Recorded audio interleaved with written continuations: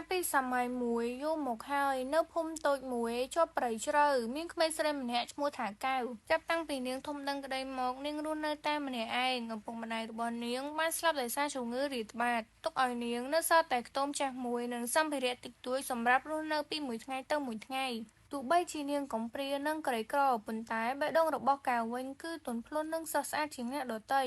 នាងតែងតែចែកអាហារតិចតួចឲ្យសត្វព្រៃមិនថាជាឆ្មាព្រៃដែលចុះមកឬបក្សីដែលរងរបួសឬក្តាន់តូចៗដែលរស់នៅជិតលំហូរទឹកឡើយនាងជឿថាអ្នកដែលឲ្យអ្វីដល់ចិត្តស្មោះគឺមិនចង់បានការតបស្នងមកវិញឡើយនៅក្នុងភូមិមនុស្សភាគច្រើនអាណិតនិងស្រឡាញ់កែវប៉ុន្តែមានមនុស្សខ្លះមើលងាយនាងព្រោះនាងគ្មានគ្រួសារនិងគ្មានទ្រព្យសម្បត្តិពេលខ្លះក៏ចំអកថានាងជាក្មេងចម្លែកព្រោះនាងស្និទ្ធជាមួយសត្វជាងមនុស្សទោះជាយ៉ាងណាក៏ដោយកែវមិនដែលខឹងឡើយនាងញញឹមយ៉ាងទន់ភ្លន់ហើយស្ងៀមស្ងាត់រៀងរាល់ព្រឹកមុនពន្លឺថ្ងៃរះនាងចេញពីខ្ទមដោយកាន់កន្ត្រកធ្វើពីឫស្សីទៅប្រមូលបន្លែព្រៃផ្សិតនិងស្មៅថ្នាំដើម្បីយកទៅលក់ឲ្យអ្នកភូមិទទួលបានប្រាក់តិចតួចហើយមកវិញទិញអង្ករដើម្បីរស់នៅពីមួយថ្ងៃទៅមួយថ្ងៃទៀតនៅថ្ងៃមួយមេឃមានពណ៌ប្រផេះនិងស្រអាប់ដូចជាផ្ដល់សញ្ញាអ្វីមួយកែវដើរចូលទៅក្នុងព្រៃជ្រៅជាងមុនព្រោះផ្សិតចាប់ផ្ដើមដុះជាច្រើននាងដើរឆ្លងកាត់អាប់ស្រាលៗដែលហើរនៅកណ្ដាលដើមឈើធំៗមែកឈើស្មុគស្មាញដូចជាអង្កត់ផ្លូវប៉ុន្តែនាងក៏នៅតែស្គាល់ផ្លូវបានល្អ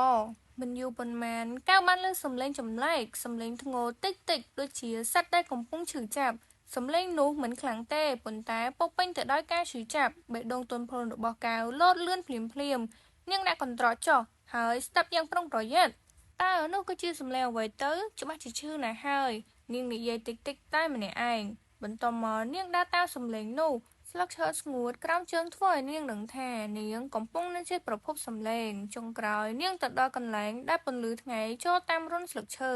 នៅទីនោះនាងបានឃើញពស់ដ៏ធំមួយកំពុងរងរបួសយ៉ាងធ្ងន់ស្បែកវាពណ៌ខ្មៅប៉ុន្តែមានដីនិងឈាមពេញលើខ្លួនដង្ហើមវាស្រាលៗនិងខ្សោយដូចជាជិតអស់កម្លាំងទោះបីជាពស់នេះមើលទៅគួរឲ្យគ្រោះថ្នាក់ដែលមនុស្សភ័យខ្លាចប៉ុន្តែកែវវិញមិនរត់គេចឡើយព្រោះនាងមើលឃើញពីការឈឺចាប់របស់ពស់មិនមែនភាពភ័យខ្លាចទេនាងដកដង្ហើមធំមួយផ្លែតដើម្បីទប់អារម្មណ៍ភ័យប៉ុន្តែចិត្តមេត្តាបានឈ្នះភ្លាមនាងបាននិយាយទៅសត្វពស់នោះថាឯងកុំបារម្ភអីយើងនឹងជួយឯងនាងនិយាយយ៉ាងទន់ភ្លន់ដូចជាកំពុងនិយាយជាមួយនឹងមិត្តម្នាក់នាងមិនដឹងឡើយថាការសម្រេចចិត្តរបស់នាងនេះនឹងនាំឲ្យជីវិតរបស់នាងផ្លាស់ប្ដូរទាំងស្រុងកែវឈរមើលពស់ធំនោះមួយផ្លែតបេះដូងរបស់នាងលោតលឿនមិនមែនដោយសារតែភ័យខ្លាចទេប៉ុន្តែដោយសារតែការព្រួយបារម្ភពស់នោះមានរបួសវែងដូចត្រូវការកាប់ដោយវត្ថុមុតមួយហើយឈាមនៅតែហូរទោះដឹងថាវាគ្រោះថ្នាក់តែកែវក៏អង្គុយចុះយឺតនាងយកដៃទៅប៉ាយ៉ាងប្រុងប្រយ័ត្នហើយនិយាយយ៉ាងទន់ភ្លន់ឯងកុំធ្វើអាក្រក់លើខ្ញុំអីខ្ញុំគ្រាន់តែចង់ជួយឯងតែប៉ុណ្ណោះពស់នោះបើកភ្នែកបន្តិចមើលនាងដោយស្ងៀមស្ងាត់គ្មានសំឡេងគំរាមគ្មានការវាយប្រហារមានតែភាពទន់ភ្លន់ទន់ខ្សោយនិងការទុកចិត្តកែវបានបើកកន្ត្រកយកស្មៅថ្នាំដែលនាងប្រមូលមកដូចជាស្លឹកថ្នាំនិងទឹកថ្នាំដែលនាងតែងតែត្រៀមសម្រាប់ជួយសត្វរងរបួសកែវបានលាបទៅលើសត្វពស់ហើយនាងនិយាយថាអ្នកប្រកាសជាឈឺណាស់ហើយវានឹងអាចឈឺបន្តិចប៉ុន្តែវានឹងល្អឡើងនាងនិយាយខណៈពេលដែលនាងលាបថ្នាំរបួសពស់នោះឈឺបន្តិចប៉ុន្តែមិនបានប្រឆាំងឡើយដូចជាដឹងថានាងកំពុងជួយវាបន្ទាប់មកកែវយកក្រណាត់ស្អាតរុំរបួសឲ្យបានល្អដៃនាងញ័របន្តិចប៉ុន្តែនាងធ្វើដោយការប្រុងប្រយ័ត្នមិនឲ្យត្រូវខ្លាំងឡើយពេលនាងរងរបួសឲ្យពស់ហើយនាងក៏ថយក្រោយបន្តិចហើយដកដង្ហើមវែងនាងក៏និយាយថាអ្នកនឹងប្រសើរឡើងឆាប់ៗនេះនាងនិយាយហើយដោយស្នាមញញឹមពស់នោះក៏មើលនាងយូរជាងធម្មតាដូចជាកំពុងចងចាំអ្វីមួយកែវមិនភ័យខ្លាចឡើយមានតែអារម្មណ៍កក់ក្ដៅនៅក្នុងបេះដូងកែវក៏និយាយទៀតថាពេលជាសះស្បើយហើយសូមត្រឡប់ទៅវិញណាកុំឲ្យមានអ្នកណាធ្វើអាក្រក់លើអ្នកទៀតពស់ដ៏ធំលើក្បាលបន្តិចដូចជាកំពុងគោរពនាងមុននឹងវាចូលទៅក្នុងព្រៃវិញទុកឲ្យកែវនៅសល់តែជាមួយនឹងសំណួរនៅក្នុងចិត្តហេតុអ្វីសត្វគួរឲ្យខ្លាចបែបនេះព្រមឲ្យនាងជួយនៅយប់នោះពេលកែវត្រឡប់ទៅដល់ខ្ទមវិញនាងអង្គុយមើលភ្លើងដែលកំពុងឆេះបេះដូងនាងនៅតែគិតដល់សត្វពស់នោះ វានឹងទៅជាយ៉ាងណាដែរនាងនិយាយតិចៗទោះបីជាគិតថាមិនអាចជួយវាម្ដងទៀតប៉ុន្តែនៅក្នុងចិត្តនាងមានអារម្មណ៍ចម្លែកដូចជាសោភ័ណតូចមួយបានចាប់ផ្ដើមឡើងតាំងពីពេលដែលពួកគេមើលភ្នែកគ្នាលើកដំបូងកៅមិនដឹងឡើយថាអំពើល្អរបស់នាងដែលធ្វើដោយចិត្តបរិសុទ្ធកំពុងនាំនាងទៅរករឿងធំមួយលើសពីការស្រមៃរបស់នាងហើយពស់ធំដែលនាងបានជួយមិនមែនជាពស់ធម្មតាទេប៉ុន្តែជាអ្នកមានវាសនាពិសេសដែលនាងមិនទាន់ដឹងបន្ទាប់ពីថ្ងៃដែលកៅបានជួយពស់ធំនោះជីវិតនាងត្រឡប់ទៅដូចធម្មតាវិញប៉ុន្តែនៅក្នុងចិត្តនាងនៅតែគិតដល់សត្វដែលនាងបានជួយមិនដឹងថាវាជាសះស្បើយហើយនៅឬក៏ជួបគ្រោះថ្នាក់ម្ដងទៀតនៅក្នុងយប់មួយខ្យល់ត្រជាក់និងស្ងប់ស្ងាត់ជាងធម្មតាមានតែសំឡេងចង្ក្រាននិងផ្កាយភ្លឺពេញមេឃកៅអង្គុយនៅមុខខ្ទមតូចរបស់នាងសម្លឹងមើលពន្លឺភ្លើងពីចង្គៀងដែលរលឹកតាមខ្យល់ពន្លឺចង្គៀងរលឹកតាមខ្យល់ខណៈពេលដែលនាងឯកាដូចសពមួយដងប៉ុន្តែនៅយប់នេះមានអ្វីមួយមិនដូចធម្មតាមានសំឡេងប៉ះទង្គិចស្រាលមួយក្នុងភាពងងឹតសំឡេងនោះមកពីព្រៃស្មៅខាងក្រោយផ្ទះដែលជាប់នឹងកែមព្រៃក្រាស់នាងផ្ទៀងស្ដាប់យ៉ាងប្រុងប្រយ័ត្នវាមិនខ្លាំងទេប៉ុន្តែជាសំឡេងអ្វីមួយដែលកំពុងវាលើដីដែលធ្វើឲ្យបេះដូងនាងលោតលឿនដោយការសង្ស័យនាងយកកុំភ្លើងតូចមួយហើយដើរទៅរកប្រភពសំឡេងខ្យល់បក់ធ្វើឲ្យភ្លើងរលត់ដូចជាកំពុងប្រមានមិនឲ្យចូលចិត្តប៉ុន្តែភាពចង់ដឹងនិងភាពក្លាហានរបស់នាងមានច្រើនជាងពេលនាងញែកព្រៃស្មៅចេញយឺតពន្លឺភ្លើងនៅក្នុងដៃបានបញ្ចេញពន្លឺលើស្បែកខ្មៅដ៏ស្រស់មួយកែវភ្ញាក់ផ្អើលបន្តិចព្រោះពស់ដែលនាងបានជួយកំពុងដេកជាប់នឹងមុខខ្ទមរបស់នាងភ្នែករបស់វាមិនទន់ខ្សោយដូចមុនទៀតទេប៉ុន្តែមានពន្លឺឡើងវិញដូចជាបានសម្រាកបានជាសះស្បើយហើយពស់ធំវាយឺតមកឈប់នៅមុខនាងហើយលើកក្បាលបន្តិចដូចជាកំពុងសួរសុខទុក្ខដោយស្ងៀមស្ងាត់គ្មានសញ្ញាគំរាមឡើយកែវមើលរបួសដែលនាងធ្លាប់រំក្រណាត់វាបានដោះចេញហើយរបួសក៏ល្អឡើងវិញជាងមុនដែរនាងអង្គុយចុះយ៉ាងប្រុងប្រយ័ត្នហើយនិយាយថា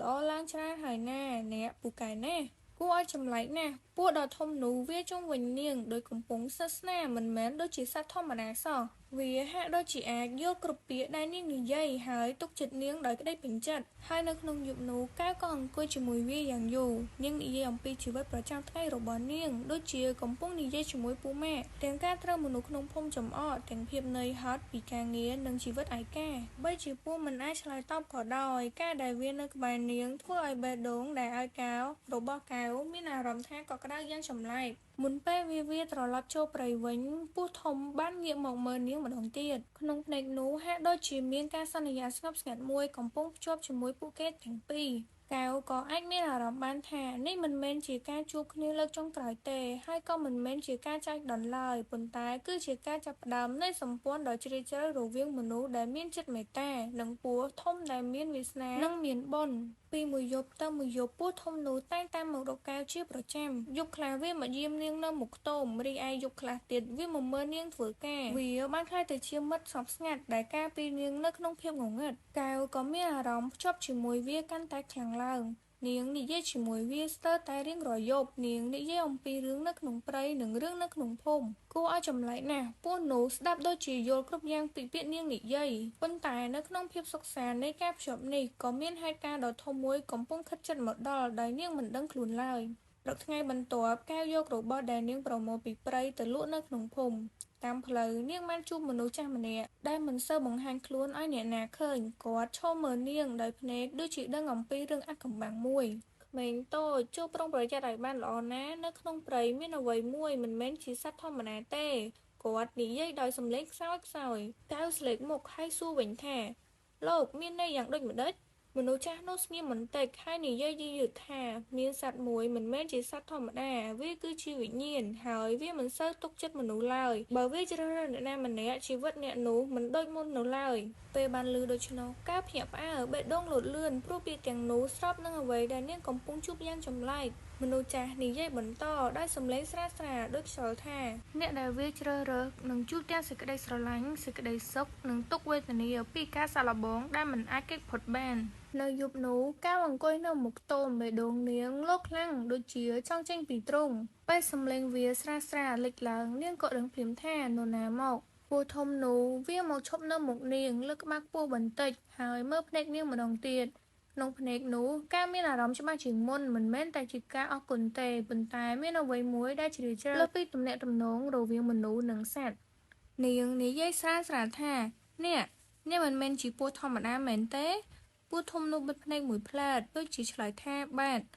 នោះហើយជាយប់ដំបូងដែលកៅមានអារម្មណ៍ថាជីវិតនាងកំពុងតែផ្លាស់ប្ដូរជារៀងរហូតបន្ទាប់ពីយប់នោះបេះដូងនាងមិនអាចស្ងប់បានឡើយរៀងរាល់យប់នាងមើលទៅពស់ធំនោះដោយមានទាំងការថែទាំនិងសំណួរចម្រុះនៅក្នុងចិត្តនាងដឹងហើយថាវាជាអ្នកមានវិញ្ញាណប៉ុន្តែមិនដឹងថាវាចង់បានអ្វីពីនាងឬការសាក់លបងដែលមនុស្សចាស់នោះនិយាយយប់មួយព្រះច័ន្ទមូលភ្លឺចាំងលើមេឃបញ្ចេញពន្លឺប្រាក់ចុះលើខ្ទមចាស់របស់កៅដល់ថ្នាក់ភ្លឺដូចថ្ងៃកៅកំពុងអង្គុយសិតសក់នៅក្នុងខ្ទមប៉ុន្តែភ្លាមខ្យល់ត្រជាក់មួយបក់ចូលតាមទ្វារអារម្មណ៍មួយធ្វើឲ្យនាងបង្វិលទៅមើលខាងក្រៅភ្លាម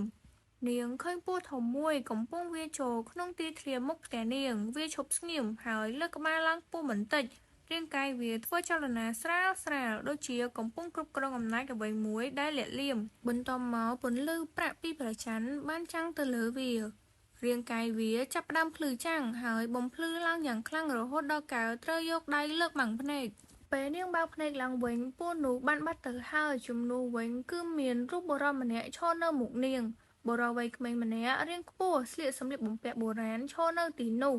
កៅងើបឈរឡើងយឺតបេះដូងលោតខ្លាំងហើយសួរដោយសំឡេងញ័រអ្នកជានរណាបុរសនោះមានស្បែកសមិនដូចជាមនុស្សធម្មតាភ្នែករបស់គាត់មុតនិងជ្រាលជ្រៅប៉ុន្តែពោរពេញទៅដោយភាពកក់ក្ដៅនិងការដឹងគុណគាត់អង្គុយចុះនៅមុខកៅដូចជាគោរពអ្នកជួយជីវិតហើយនិយាយថាខ្ញុំគឺជានន្ទ្រាអ្នកមានជីវិតនៃព្រៃជ្រៅត្រូវបណ្ដាសាឲ្យរស់នៅក្នុងរាងកាយពស់នេះហើយគ្មាននរណាអាចចូលមកជិតខ្ញុំបានឡើយរហូតដល់ថ្ងៃមួយអ្នកបានចូលមកជួយខ្ញុំដោយមិនភ័យខ្លាចនិងមិនរំពឹងអ្វីតបស្នងសំឡេងរបស់គាត់ទន់និងជ្រាលជ្រៅប៉ុន្តែពោរពេញទៅដោយភាពសោកសៅដូចជាមានរាល់ជាច្រើនដែលលាក់នៅខាងក្នុងកៅថយក្រោយបន្តិចនាងមិនដែលគិតថាការមេត្តាធម្មតារបស់នាងអាចជួយសង្គ្រោះជីវិតមនុស្សមិនធម្មតាបែបនេះឡើយនាងសួរឡើងវិញដោយសំឡេងស្ទាក់ស្ទើរហើយតើអ្នកចង់បានអ្វីពីខ្ញុំនន្ទ្រាលើកមុខឡើងភ្នែករបស់គាត់ភ្លឺតាមពន្លឺព្រះច័ន្ទដូចទឹកនៅលំហូរទឹកហើយឆ្លើយថាខ្ញុំមិនចង់បានអ្វីពីអ្នកទេប៉ុន្តែខ្ញុំជំពាក់អ្នកទាំងជីវិតនិងបេះដូងទោះអ្នកមិនដឹងក៏ដោយពាក្យនោះធ្វើឲ្យកៅអៀនភ្លាមព្រោះវាមិនមែនជាការអរគុណធម្មតាទេប៉ុន្តែគឺជាពាក្យដែលមានន័យជ្រាលជ្រៅជាងនេះចាប់តាំងពីថ្ងៃនោះមកម្ដងណាដែលកៅដើរចូលទៅក្នុងព្រៃដែលនាងស្គាល់នន្ទ្រាតែងតែបង្ហាញខ្លួននៅមិនឆ្ងាយក្នុងរូបរាងជាបុរសវ័យក្មេងដ៏ស្រស់ស្អាតភ្នែកជ្រាលជ្រៅដូចជាអណ្ដូងបុរាណដែលលាក់អាថ៌កំបាំងនៃព្រៃទាំងមូលដំបូងការមានអារម្មណ៍ថាកក់ក្ដៅដែលមាននរណាម្នាក់នៅក្បែរប៉ុន្តែពេលថ្ងៃនិងពេលយប់កន្លងផុតទៅការភ្ជាប់រវាងពួកគេក៏ចាប់ផ្ដើមត្រូវត្បាញឡើងយ៉ាងស្រទន់ដូចជាសរសៃអំបោះសូត្របង្កើតជាពន្លឺទន់ភ្លន់ប៉ុន្តែរឹងមាំដែលភ្ជាប់បេះដូងអ្នកទាំងពីរម្ដងបន្តិចនន្ទ្រាស្ដាប់គ្រប់ពាក្យដែលនាងនិយាយភាពនឿយហត់ពីការងារការឈឺចាប់ពីការត្រូវគេស្ដីបន្ទោសនិងភាពភ័យខ្លាចរបស់ក្មេងស្រីដែលធំឡើងតែម្នាក់ឯងគាត់មិនដែលកាត់ពាក្យមិនដែលបង្ខំនិងមិនដែលវិនិច្ឆ័យឡើយក្នុងភ្នែករបស់គាត់មានតែការយល់ដឹងដ៏ជ្រាលជ្រៅដូចជាគាត់បានឆ្លងកាត់ការឈឺចាប់ទាំងនោះមកផ្ទាល់រាល់ពេលដែលការនិយាយនន្ទ្រាអង្គុយនៅក្បែរនោះចាំស្ដាប់នៅក្រោមស្រមោលដើមឈើហើយនន្ទ្រាក៏និយាយស្រាលថាអ្នកនឿយហត់ណាស់គ្រប់គ្រាន់ហើយខ្ញុំយល់ពាក្យតែមួយនេះធ្វើឲ្យបន្ទុកនៅក្នុងចិត្តកៅហាក់ដូចជាត្រូវបានលើកចេញពាក់កណ្ដាលពេលល្ងាចមកដល់ពួកគេទាំងពីរអង្គុយជាមួយគ្នាក្បែរលំហូរទឹកតូចដែលពន្លឺថ្ងៃប៉ះលើផ្ទៃទឹកខ្លាចជាពណ៌មាសកៅនាំយកបន្លែផ្សិតនិងផ្កាព្រៃមកបង្ហាញគាត់ខណៈដែលនន្ទ្រាបង្រៀននាងស្ដាប់អំពីសម្លេងសត្វសម្លេងខ្យល់និងរបៀបដឹងទិសតាមក្លិនដីពេលនោះគាត់ប្រើអំណាចបន្តិចឲ្យពន្លឺកណ្ដៀវភ្លឺហោះជុំវិញនាងដូចជាផ្កាយតូចហើយពេលនោះកាយនិយាយអំពីសុបិនរបស់នាងនិងក្តីសុបិនរបស់នាងដែលមិនធ្លាប់ប្រាប់នរណាមិនយូរប៉ុន្មានកាលចាប់ផ្ដើមរស់នៅក្នុងព្រៃច្រើនឡើងមិនមែនតែដើម្បីរកបន្លែឬផ្សិតទេប៉ុន្តែព្រោះនៅទីនោះនាងបានរកឃើញផ្ទះគឺជាផ្ទះពិតប្រាកដដែលបេះដូងនាងមិនត្រូវបង្ខំចិត្តកន្លែងដែលនាងអាចដកដង្ហើមដោយសេរីនិងមាននរណាម្នាក់មើលនាងដោយទន់ភ្លន់ដូចជានាងជារបស់ដែលមានតម្លៃបំផុតនៅលើលោកពេលអង្គុយជិតគ្នារហូតអាចឮសំឡេងបេះដូងគ្នាទៅវិញទៅមកការចាប់ផ្ដើមនឹងថាភាពឯកាដែលធ្លាប់នៅក្នុងចិត្តនាងអស់រយៈពេលជាច្រើនឆ្នាំបានបាត់បង់ទៅហើយព្រោះមាននន្ទ្រានៅក្បែរសម្រាប់នន្ទ្រារាល់ស្នាមញញឹមរាល់សំណើចនិងភាពក្លាហានដែលត្រឡប់មកក្នុងកែវភ្នែកកែវធ្វើឲ្យបេះដូងរបស់គាត់លោតខ្លាំងជាងមុន ការភ្ជាប់របស់ពួកគេមិនមែនកាត់ឡើងពីវេទមន្តទេប៉ុន្តែកាត់ឡើងពីការរស់នៅជាមួយគ្នាបរិភោគអាហារព្រៃដូចគ្នាដើរជាមួយគ្នាក្រោមស្រមោលដើមឈើដូចគ្នារហូតបេះដូងអ្នកទាំងពីរចាប់ផ្ដើមមកវិលមករកគ្នាយ៉ាងស្ងៀមស្ងាត់និងស្រស់ស្អាតប៉ុន្តែនៅក្នុងចំណោមសុភមង្គលនោះក៏មានការសាកល្បងមួយកំពុងខិតជិតមកដល់ប៉ុន្តែក្នុងចំណោមសុភមង្គលនោះការសាកល្បងក៏បានមកដល់យ៉ាងស្ងៀមស្ងាត់ថ្ងៃមួយមានមនុស្សចម្លែកមកដល់ភូមិគាត់ជាអ្នកប្រមាញ់និងអ្នកស្វែងរកអំណាចអាថ៌កំបាំងអ្នកប្រមាញ់នោះគាត់បានឮពាក្យចចាមអារាមអំពីពស់វិញ្ញាណនៅក្នុងព្រៃហើយចង់ចាប់វាដើម្បីយកអំណាចនោះជារបស់ខ្លួនមិនយូរប៉ុន្មានគាត់ក៏បានដឹងថាកែវមានទំនាក់ទំនងជាមួយសត្វមួយនោះថ្ងៃល្ងាចមួយខណៈកែវកំពុងនៅក្បែរលំហូរទឹកជាមួយនន្ទ្រាបុរសនោះបានលាក់ខ្លួននៅពីក្រោយដើមឈើហើយបាញ់អាវុធទៅកាន់នន្ទ្រាប្រយ័ត្នកែវស្រែកឡើងនន្ទ្រាបានប្រើអំណាចការពារខ្លួនប៉ុន្តែដោយសារគាត់មិនចង់ធ្វើអាក្រក់លើមនុស្សអំណាចនោះក៏ខ្សោយគាត់រងរបួសម្ដងទៀតបុរសនោះញញឹមយ៉ាងអាក្រក់សិនចង់ឲ្យគាត់រស់អ្នកត្រូវយកគាត់មកឲ្យខ្ញុំកែវឈរនៅទីនោះបេះដូងបែកបាក់នាងត្រូវជ្រើសរើសរវាងការពារអ្នកដែលនាងស្រឡាញ់ឬបាត់បង់ជីវិតដើម្បីគាត់រស់នន្ទ្រាសម្លឹងមើលនាងដោយភ្នែកស្ងប់ស្ងាត់កុំធ្វើវាខ្ញុំមិនចង់ឲ្យអ្នកឈឺចាប់ទេទឹកភ្នែកហូរចុះពីភ្នែកកែវតែខ្ញុំមិនអាចបាត់បង់អ្នកដែរនៅពេលនោះកែវបានសម្រេចចិត្តនាងឈរនៅខាងមុខនន្ទ្រាហើយនិយាយដោយសំឡេងមាំមួនបើចង់បានគាត់អ្នកត្រូវឆ្លងកាត់ខ្ញុំជាមុនសិនសេចក្តីក្លាហាននិងសេចក្តីស្រឡាញ់ដ៏ស្មោះត្រង់របស់នាងបានបញ្ចេញពន្លឺមួយយ៉ាងចម្លែកពន្លឺនោះធ្វើឲ្យអំណាចអាក្រក់របស់បុរសបាត់បង់ហើយគាត់ត្រូវរត់គេចទៅនៅពេលនោះគ្រោះថ្នាក់បានផុតទៅមន្ត្រីសម្លឹងមើលកែវដោយភ្នែកពោពេញដោយមានអារម្មណ៍អ្នកបានជួយខ្ញុំម្ដងទៀតហើយភ្លាមនោះអំណាចបណ្ដាសាដែលចងគាត់បានចាប់ផ្ដើមបែកបាក់ព្រោះសេចក្តីស្រឡាញ់ដ៏ស្មោះត្រង់និងមេត្តារបស់កែវបានបំបត្តិវាបន្លឺចាំងមួយបានលេចឡើងហើយពេលវាទៅអស់នន្ទ្រាមិនត្រូវខ្លាចជាពស់ម្ដងទៀតឡើយកែវញញឹមទាំងទឹកភ្នែកកែវក៏និយាយថាចុងក្រោយអ្នកមានសេរីភាពហើយនន្ទ្រាចាប់ដៃនាងយ៉ាងទន់ភ្លន់ហើយគាត់ក៏និយាយទៀតថាហើយសេរីភាពរបស់ខ្ញុំគឺមានតែនៅក្បែរអ្នកពីថ្ងៃនោះទៅពួកគេរស់នៅជាមួយគ្នានៅជិតព្រៃដែលពោរពេញទៅដោយអនុស្សាវរីយ៍កែវមិនមានអារម្មណ៍ថាឯកាទៀតឡើយហើយនន្ទ្រាក៏មិនត្រូវរស់នៅតែម្នាក់ឯងទៀតដែររឿងរបស់ពួកគេបានក្លាយជារឿងនិទានដែលនិយាយពីសេចក្តីមេត្តានិងសេចក្តីស្រឡាញ់ស្មោះត្រង់អាចផ្លាស់ប្ដូរវាសនាមនុស្សបានជាចុងក្រោយខ្ញុំសូមអរគុណអ្នកទាំងអស់គ្នាសម្រាប់ការទស្សនារឿងនិទានរបស់ខ្ញុំហើយជួយ Subscribe Channel របស់ខ្ញុំម្នាក់មួយផងដើម្បីទទួលបានរឿងនិទានថ្មីៗទៀត